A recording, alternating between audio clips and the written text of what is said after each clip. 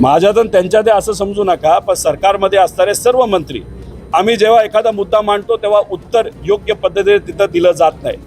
आज जर आपण बघितलं तर एकटा डॉक्टर मुंडेंचा विषय त्या ठिकाणी चर्चेत आला, नेला का शेवटपर्यंत नाही आम्ही SIT केली। अहो माझा प्रश्न असा, SIT किती झाल्यात ते सांगा।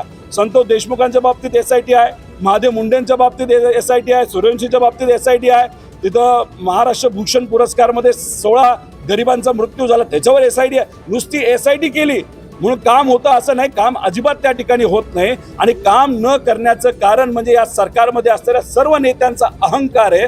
आम्ही एखादा मुद्दा मांडतो तेव्हा चर्चा केली जात नाही, आश्वासन दिलं जातं, आश्वासन सुद्धा पूर्ण केलं जात नाही। माझं तर ठाम त्या ठिकाणी मत आहे, या सरकारच्या काळामध्ये दुर्दैवाने विधानसभेमध्ये आणि विधान परिषदेमध्ये गरिबाच्या मुद्द्यांवर जी चर्चा व्हायला पाहिजे होती ती त्या ठिकाणी होत नाही। गरिबाचा पैसा इथं वाया चाललाय या सरकारच्या काळामध्ये, असं आपल्याला म्हणावं लागेल। सोयाबीनचे शेतकरी आत्महत्या करतात, कपाशीचे शेतकरी आत्महत्या करतात, कांद्याचे शेतकरी आत्महत्या करतात, मजुराची परिस्थिती अतिशय वाईट आहे, मध्यमवर्गीय कॉन्ट्रॅक्टरची परिस्थिती वाईट आहे, ते आत्महत्या त्या ठिकाणी करत आहे, युवांना नोकऱ्या त्या ठिकाणी मिळत नाही। पण चर्चा होती का त्या बाबतीतली?